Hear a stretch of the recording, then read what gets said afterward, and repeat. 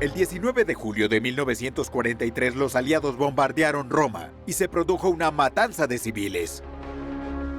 Eso provocó una fuerte impresión en el Papa. Lo que hizo fue romper todo el protocolo. Fue al barrio de San Lorenzo, el lugar del bombardeo, y ahí tomaron esta fotografía que pasó a la historia, en la que Pío XII extiende sus brazos como protegiendo a la gente de Roma, que está conmocionada.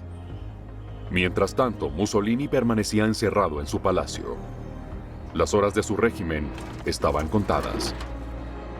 Mi nombre es Flavia Marcello, soy profesora adjunta en la Escuela de Diseño y Arquitectura de la Universidad de Swinburne. Soy miembro en la Escuela Británica de Roma.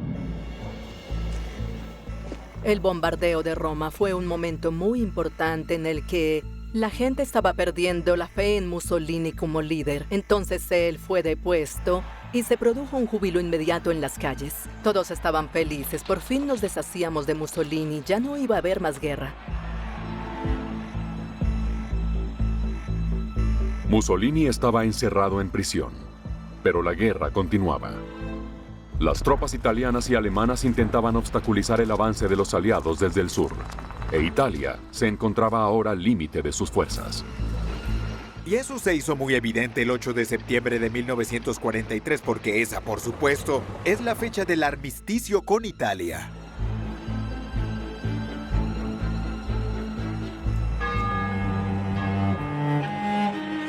Y les digo, no nos rendiremos.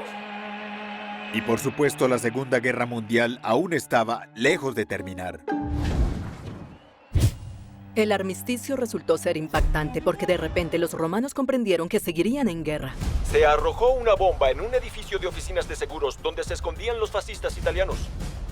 Y entonces lo que se estaba produciendo era una guerra civil, porque los italianos luchaban entre sí. En el sur había italianos luchando con los ejércitos aliados, y en el norte habían italianos que eran leales al régimen fascista que caía. La gente no sabía qué hacer, tenían que tomar una decisión. Se quedaban con el fascismo y se mantenían aliados con Alemania, o en realidad se volvían antifascistas y elegían una vida difícil. Muchos eligieron el camino más difícil, el de luchar contra Hitler. Y luego ocurrió un desastre para Roma. La ciudad cayó ante los nazis. El rey de Italia abandonó Roma justo en medio de la noche. En un acto de cobardía, él huyó de Roma. El Papa decidió que se iba a quedar aquí mismo en el Vaticano, que no se iba a mover. Él les dijo a sus cardenales: miren, va a hacer falta la coacción física para sacarme de aquí, y eso no ocurrirá. Permaneció ahí, en ese pequeño enclave de 40 hectáreas que es el Vaticano, justo en el corazón de Roma.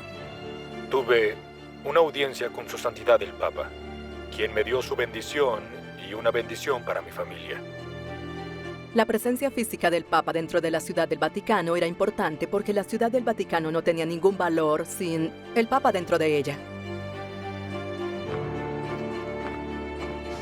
Es fundamental recordar que Pío XII fue quien se declaró con respecto a la ciudad de Roma durante los dramáticos acontecimientos del 43 y 44 como Defensor Civitatis, defensor de la ciudad.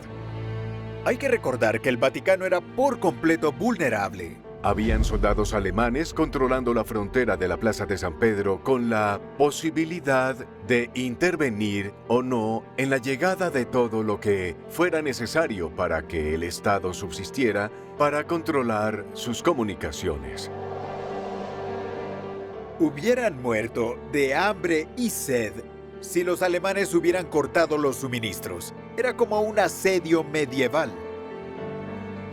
Entonces, después de 1943, Pío XII vivió como un recluso en el Vaticano, con el enemigo cerca, rondando sus puertas. Se quedó en Roma porque creía que, al hacerlo, podía proteger a la población de la ira de los alemanes. En teoría podía hacer propuestas a los aliados, pero él no estaba en peligro real. De hecho, los alemanes no lo habían amenazado de ninguna forma.